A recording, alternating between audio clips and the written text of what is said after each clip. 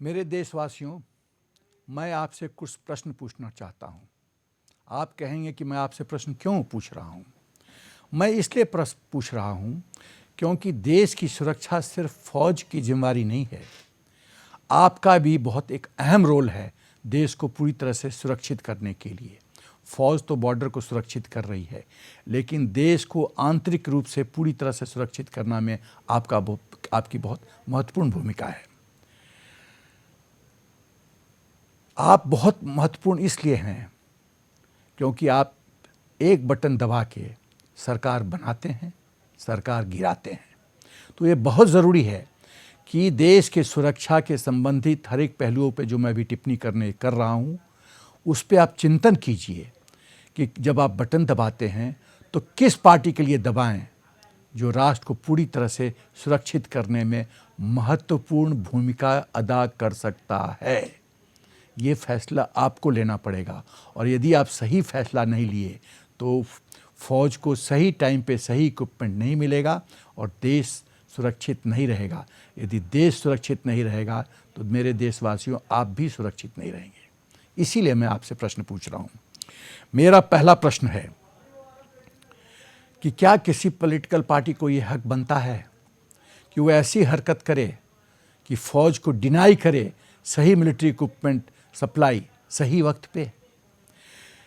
क्या किसी political party को फौज के मिलिट्री इक्विपमेंट प्रोक्योरमेंट पे उसमें इंटरफेयर करने के लिए, हस्तक्षेप करने के लिए क्या राइट बनता है? मेरा तीसरा प्रश्न, क्या नेशनल राष्ट्रीय सुरक्षा महत्वपूर्ण है, या जो पॉलिटिकल पार्टीज कुछ ड्रामेटिक्स कर रहे हैं, नौटंकी कर रहे हैं, वो ज़रूरी है? आप राष्ट्रीय सुरक्षा की सोच से प्रभावित होंगे या इस नौटंकी से प्रभावित होंगे, ये आपने फैसला करना है। एक और बिंदु कि क्या राष्ट्रीय सुरक्षा अहम है, या जो राजनीतिक लोग अपना राजनीतिक मुद्दा से ये सब उठा रहे हैं, बवाल कर रहे हैं और प्रश्न चिन्ह उठा रहे हैं, वो महत्वपूर्ण है। वो इसलिए उठा रहे हैं क्योंकि आप भोले भाले मेरे भाइयों, आप उनके जाल में फंस जाते हो और उसका वो नाजायज़ फ़ायदा उठाते हैं।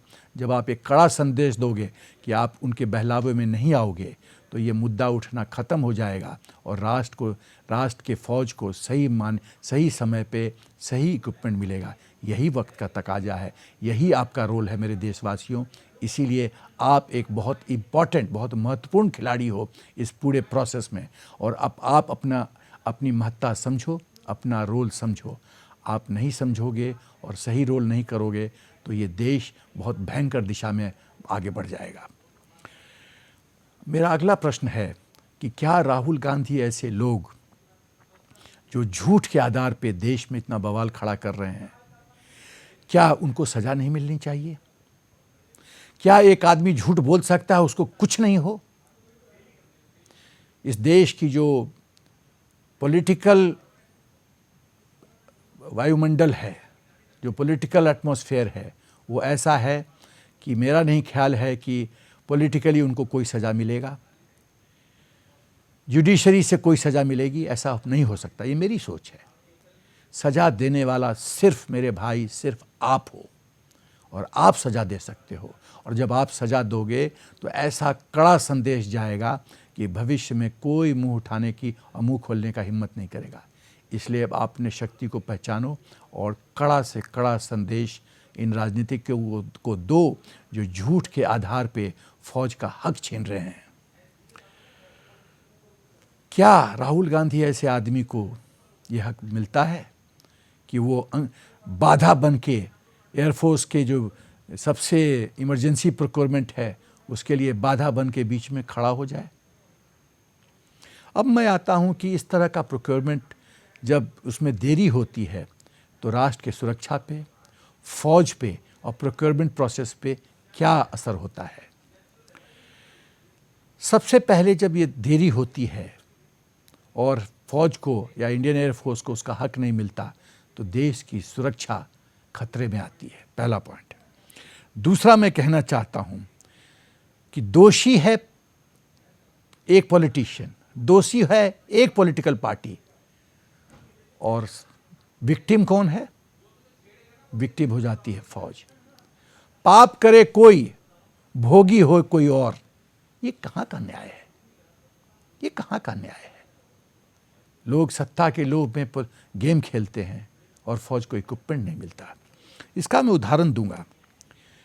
बोफोर्स स्कैम के बाद 30 साल लग गए, उसके बाद एनडीए सरकार ने M777 howitzer gun Indian army की आर्टिलरी को दिया।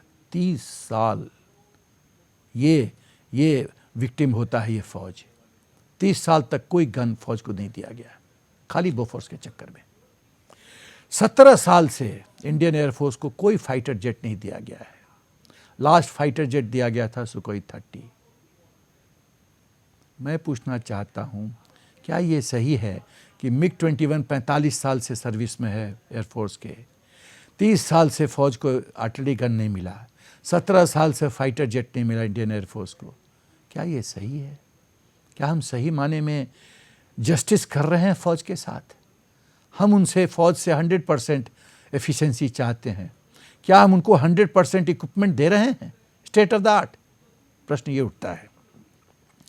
एक और जो बहुत ख़राब असर पड़ता है कि जब इस तरह की मिलिट्री परचेजेज होती है तो जो ब्यूरोक्रेसी हैं, जो डिफेंस एक्विजिशन काउंसिल के सदस्य हैं, ब्यूरोक्रेट्स, वो सेव माई स्किन, मेरा स्किन बचा रहे, मैं ना फंसूं, तो डमाडोल स्थिति रहती है। फाइल पे बैठते हैं, इररेलेवेंट स्टेटमेंट ऑब्जर्वेशंस रेज करते रहते हैं, और जिसका नतीजा ये होता है कि सही वक्त में प्रोक्योरमेंट होता नहीं है।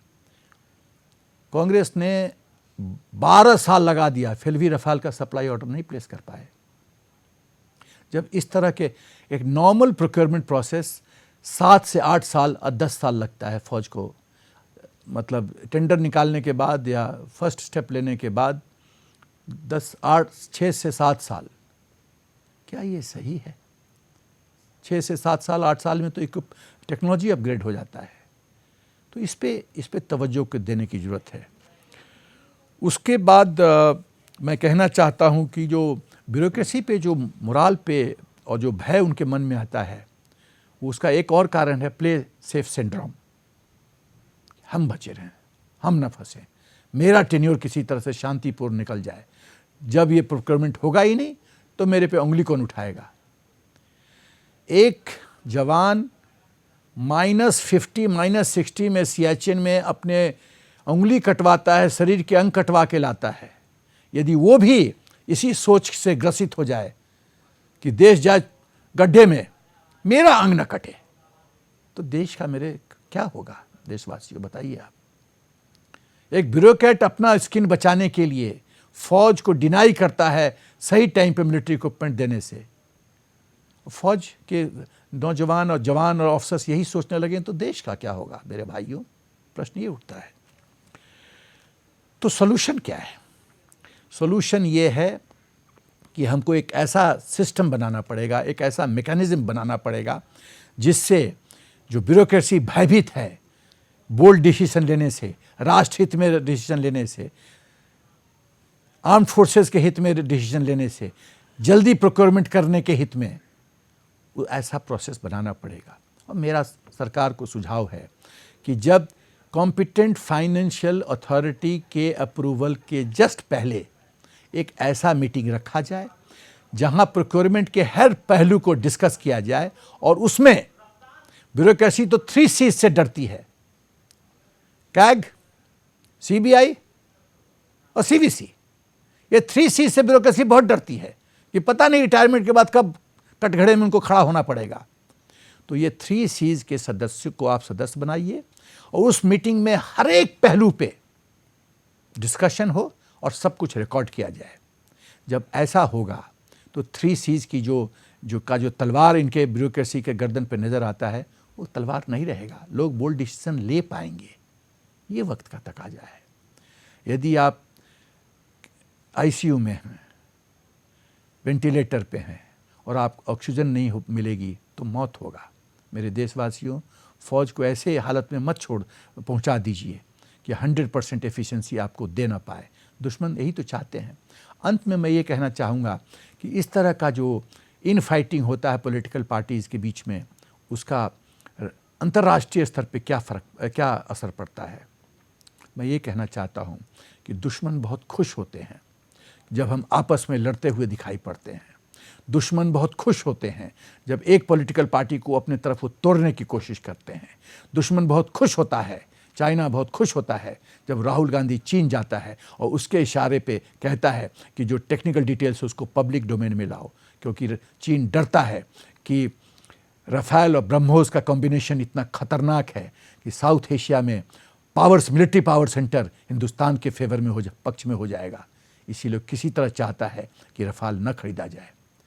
तो इस तरह की जो प्रतिक्रिया है वो राष्ट्र हित में नहीं है। अंत में मैं यही कहना चाहूँगा कि राष्ट्र की सुरक्षा सर्वोपरि है। फौज को सही वक्त पे सही इक्विपमेंट मिले, स्टेट ऑफ द आर्ट, यही वक्त का तकाजा है।